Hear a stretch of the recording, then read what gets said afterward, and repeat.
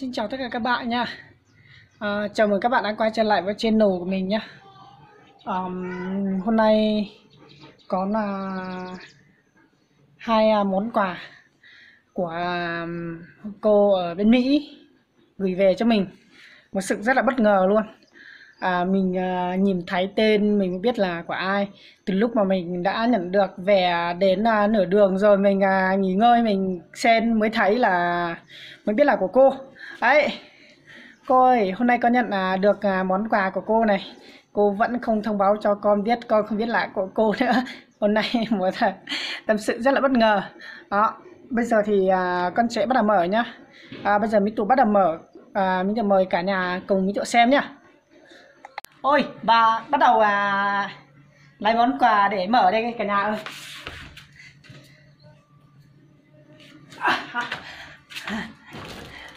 Mở xem mà ở trong này có cái gì nhá. Ôi rất tiếc.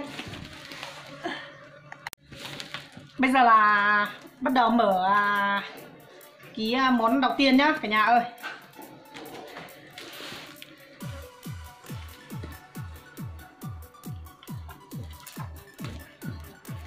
Không biết mở như nào đây. Rất là bất ngờ luôn, không biết trong này có cái gì luôn.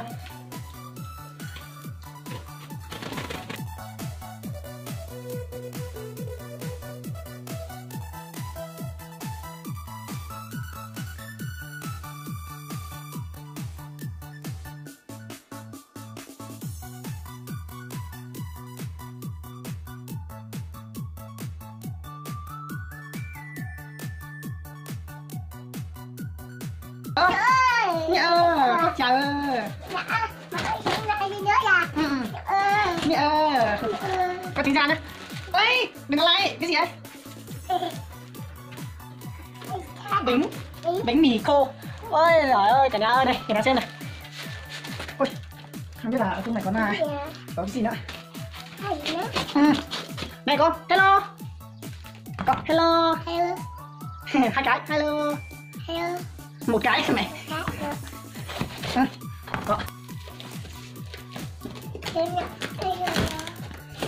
Ui giời, quần áo rất nhiều luôn.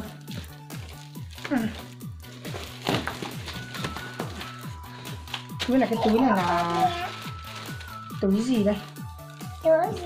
Mí tủa. Cái này là của mình rồi. Ơi, đây này các bạn ơi. Đây này là áo cho mình hay sao ạ? Ôi, đây của mình đây, áo của mình đây. Ui rất đẹp, có một cái đẩy bàn. Ôi giời, cho cao lên một tí cho cả nhà cùng thấy.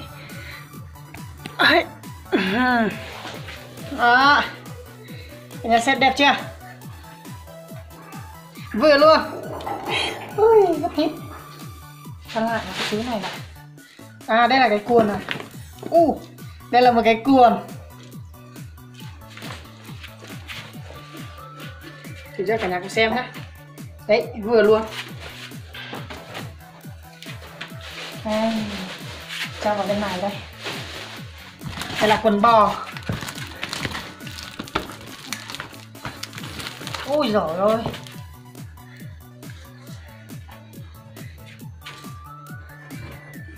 Con gái hay là con trai? Không biết đâu. Chắc của con gái. Con gái đây nữa.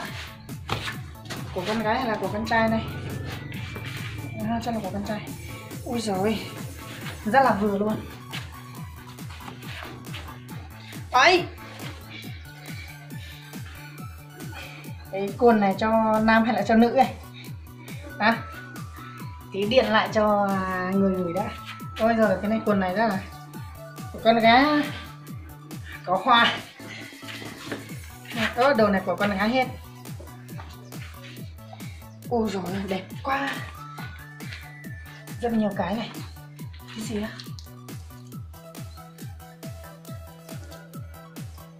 Cái thịt bò khô. Cái này là thịt bò 3 cái. Quần này.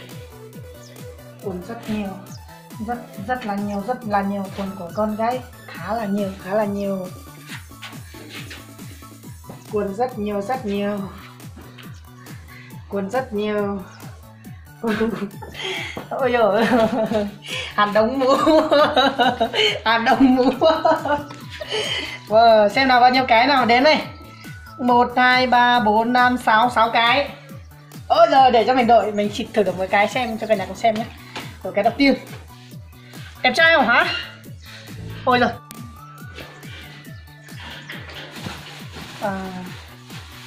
Đây là dép cho con gái, đôi dép cho con gái rất đẹp, rất chi là đẹp.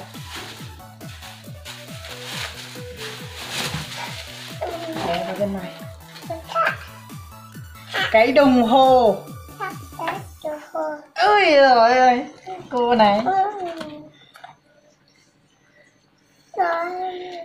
Ôi rất chi là đẹp. Bánh ăn đi, có ăn. Con đi chơi đi nhỉ. Ui rồi, cái đồng hồ này. Ôi rồi, một tí mình thử đeo luôn. Cái này thì hết pin rồi cả nhà. Đồng hồ rất chi là nhiều luôn. Còn mấy cái đây nữa. Đó, cái này trong này là 2 cái. Còn một cái đây nữa. Cái này là đang chạy. Một cái đây nữa. Cái này cũng đang chạy nha. Ôi đồng hồ rất đẹp luôn. 24 đô. Rất là đắt. Tí cho vào túi. Đây đôi dép tủa đây. Cả nhà xem đôi dép của tủa đây. Bao nhiêu xe hả? Ôi còn một cái đồng hồ đây nữa. Rất là nhiều cái. Một tí được mấy cái đồng hồ với lại mấy cái quần áo thì mấy tụi sẽ công khai sau nhé cả nhà. Đây, một cái đồng hồ đây nữa. Rất chi là đẹp luôn. Cái này là của con gái nha. Đấy, cái này là của con gái. Của ba em mua à?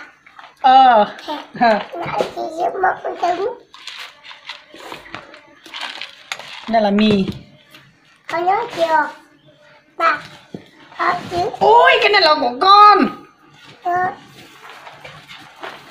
Con được đi học rồi. Cái gì?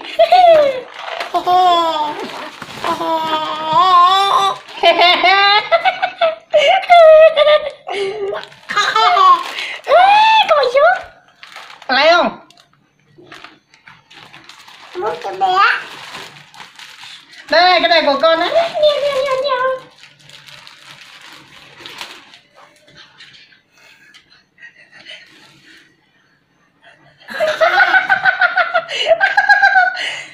Bà phóng vào. Ui là cái bánh to này. Bánh này. Ui dồi ôi. Đây đi. Thò con trai rồi làm gạo.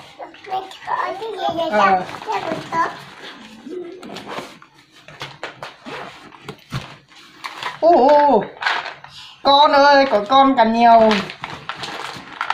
Nhiều thế. Nhiều thế. Bánh kẹo.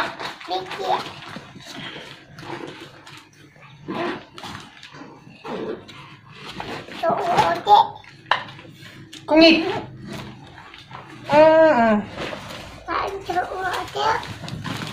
Quần áo.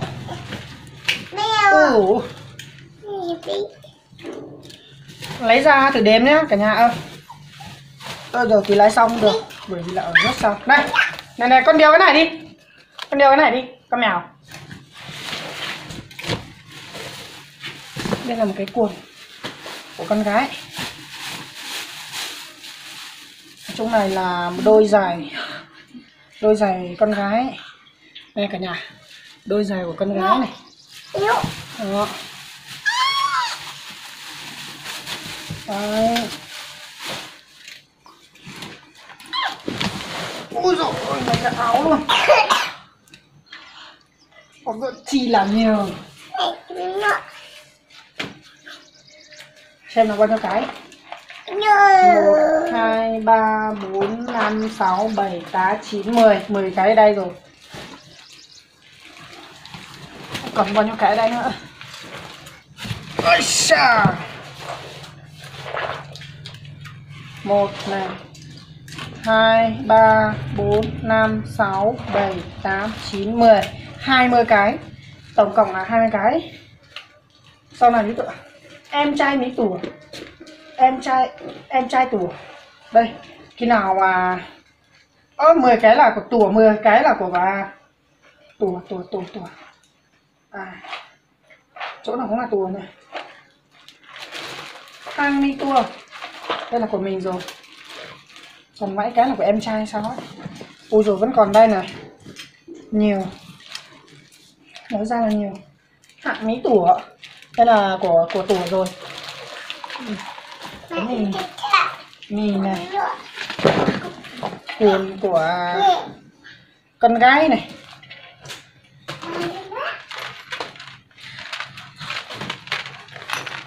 Các bạn biết đây là gì không? Rất chi là đẹp rồi. Giấy bạc. Cái mũ này là của ai đây?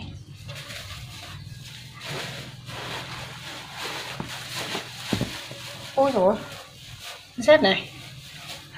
Dài. Sai rồi. Dài của con gái. Cái quần nữa. Quần của con gái. Cao. Đây là cao thôi. Hay. Đôi giày cau.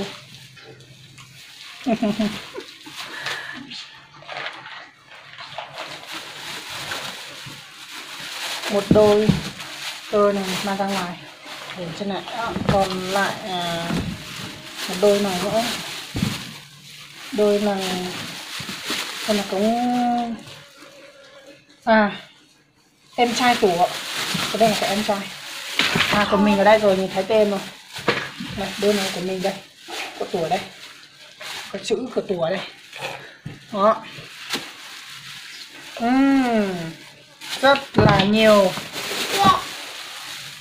Ôi rồi. Để vào trong thùng thôi cả nhà ơi. Ôi rồi bây giờ là mở món quà thứ hai này cả nhà.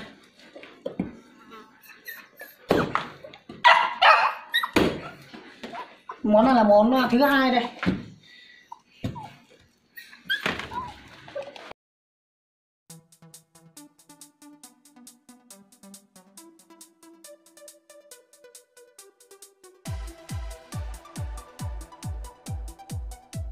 Đây các bạn ơi, mở đến rồi. Cái này là áo mưa nhỉ? Có phải không? Đấy, áo mưa thật không? Áo mưa dành cho đàn ông, con trai. Cái này đã giải ni lông rồi. Để vào đây nhé.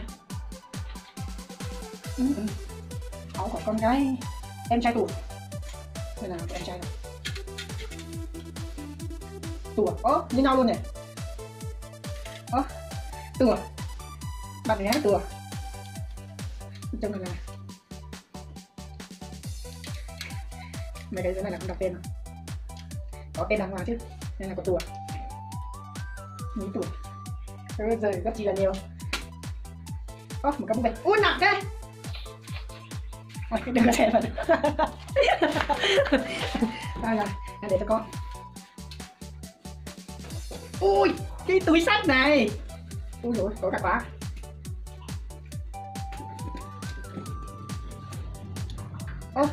Rất chi là đẹp luôn. Ui, hai cái luôn này. Cái này rất xịn này. Ui, đẹp quá. Được đấy, cái này rất đẹp đấy. Là con trai mình thích rồi. Cái này cũng rất đẹp đấy. Cái này là con trai mình cũng thích rồi. Nó nặng ở trong này. Cái gì nó nặng rồi. Cái dai nó ở dưới này. Cả nhà xem ở dưới này cái gì đấy.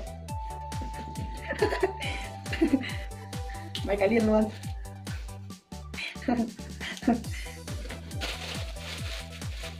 Ô, cái này đồ của con gái thôi. Kính của con gái. Ô, hai cái nhíp. Ui, ở chỗ này là cái món gì rồi? Đấy, đây là của con gái. Cái này vẫn là của con gái hết. Rất là đẹp. Có phải chụp được không? Một cái dây bạc. Dây bạc thôi. Cái dây dây chuyền bạc á. Đắt thế. Đây để dưới này. Đó, đúng không?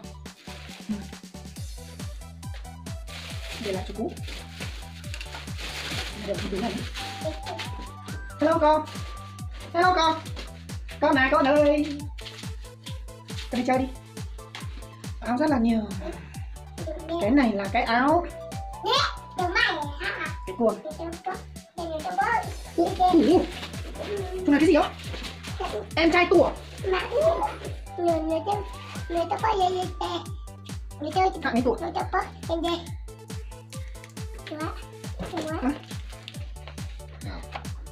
Quyển sách. Bác đi bác. Quyển sách gì đấy? Trong này là gì đó? Quần áo thứ này. Tính rồi. Máy tính rồi. Con máy tính rồi. Con máy tính tay rồi. Hoàn quá nhiều. Cái tin nói sao? Thật nguồn Tin nói. Về lâu lắm tin nói thì máy sạch. Ôi con này camera à? camera rồi. Con này camera cắm cho máy tính rồi. À, được rồi. Con này chứ là gửi cái này về để cho mày cắm. Cắm để xem. Mày xem mà con này mày cắm cái camera kia mày cắm để quan sát quán. À đây dây sạc đây rồi. Dây sạc đây. Mí. Cái là nhiều đồ luôn. À, có cả loại bộ kia cắm mấy kính tiếp à?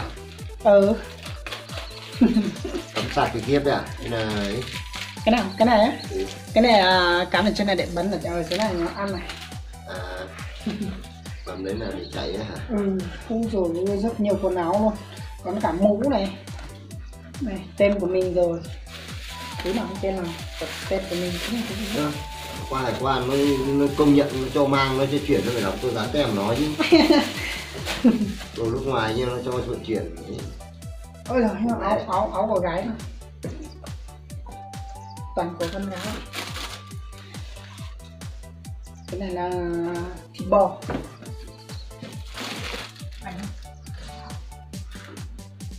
Thịt heo cay. Thịt lợn. Cái thịt kia nó ra rồi. Giá tên luôn á.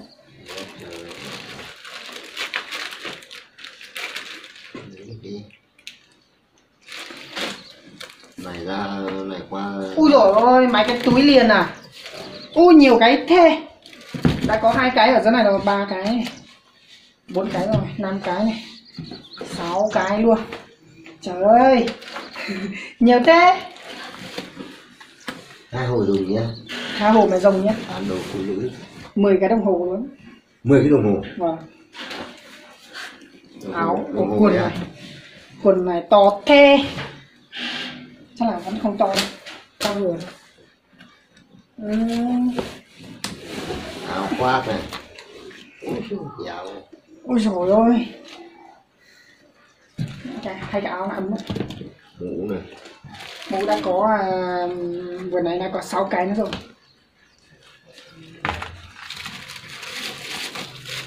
Nhiều dép nữa. Dép.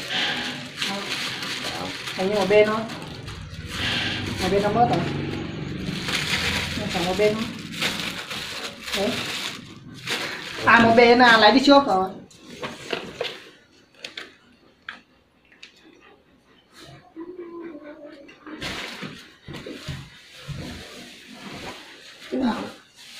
Áo này rất đẹp.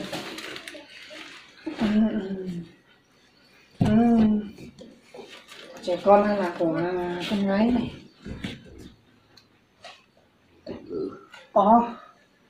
Cái là cho Liên, dùng thì Liên. Dùng thì Liên là em gái. Em trai tủ rồi thêm một cái kính nữa.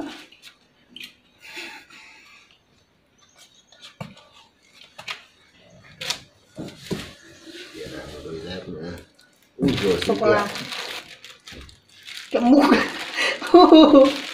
Kẹo mút cái rác này lưới để đi trong nhà.